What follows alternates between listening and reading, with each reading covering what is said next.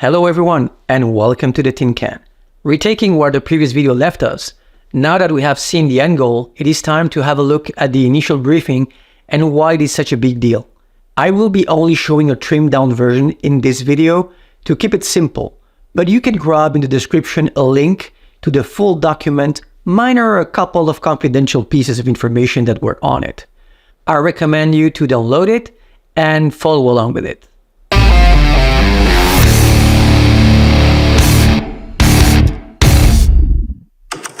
Okay, deep breath. Think about the cosmos, fields, and a baby pig. Here we go. International Federation of Red Cross and Red Crescent Societies. Terms of reference for consultancy. Purpose of project and background. The Pilot Programmatic Partnership, PPP, is an innovative and ambitious 3-year partnership between the International Federation of Red Cross, many of our member national societies, and the European Union. Primary audience. The IFRC will launch a creative campaign that centers around humanitarian service points, HSPs, that aim to position the IFRC as a leader in the protection of migrants. The IFRC network has over 600 HSPs globally. Many are covered by PPP funds, and supporting people on the move is one of the key pillars of the program. HSPs are highly unique and are an optimal way to tell the story of how we protect people on the move. Migration video creative concept.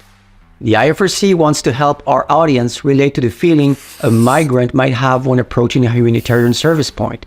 It is a sigh of relief. They might have felt incredibly lonely, felt an incredible fear, desired outcomes.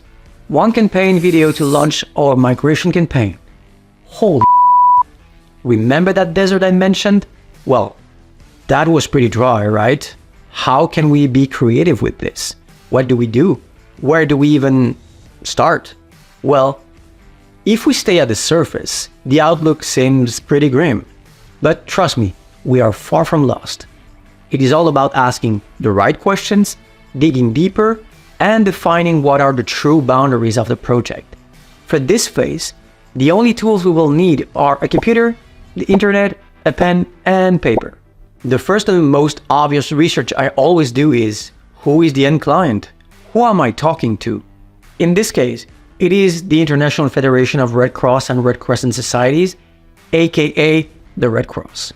You will find out that they are one of the most, if not the most well-known humanitarian organization in the world.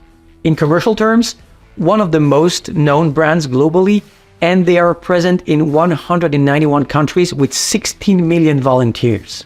I hope you realize this information not only impacts creativity afterwards, it also defines which approach you should take with your soft skills. Understanding who you are addressing will affect your language and your entire approach, because directing and art directing is not only being creative, it is also the art of communicating, articulating ideas, and finding compromise. Remember when I talked about boundaries? Well, we found our first one. The client is a global brand with activities all over the world, meaning whatever you're doing for them must be applicable and understandable globally. No private jokes? Now that we know who they are, the second obvious research is, what do they do? Their website states this: the IFRC is committed to saving lives, guided by a strategy to tackle the major humanitarian and development challenges of this decade. Through their work, they aim to enable healthy and safe communities, reduce vulnerabilities, improve people's resilience, and promote peace around the world. Boundary number 2. The client isn't selling shoes. Their main activity is the well-being of humanity. This defines strongly what their priorities are and how they communicate. They are centered around human beings and how to move quickly when something bad happens in the world. This is serious talk. From the same question, we also get 2 more boundaries. Boundary number 3. Due to the nature of the client's activities, and despite the sometimes neutral language, those are heavy topics with a lot of emotions involved in them. There is a fair chance humor won't be the winning pick here. And boundary number 4. To be able to communicate at that scale and based on the research done, you will see that there is a clear line of conduct.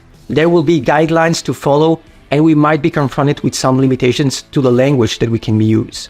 So to recap, by doing some initial research and asking ourselves only 2 simple questions, we managed to find already 4 key boundaries for this project, and not small ones.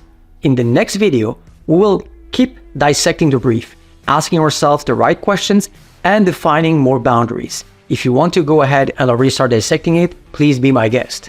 In case you are just catching up, new videos drop every 1 or 2 weeks, and in them, I break down things bit by bit and share the reasoning behind my work. You can also book my time with me for one-on-one or one-to-team mentoring, brainstorming, finding concepts, boosting existing concepts, or even discussing a possible collaboration. Links are also in the description. Thank you for tuning in, and catch you in the next video. Bye.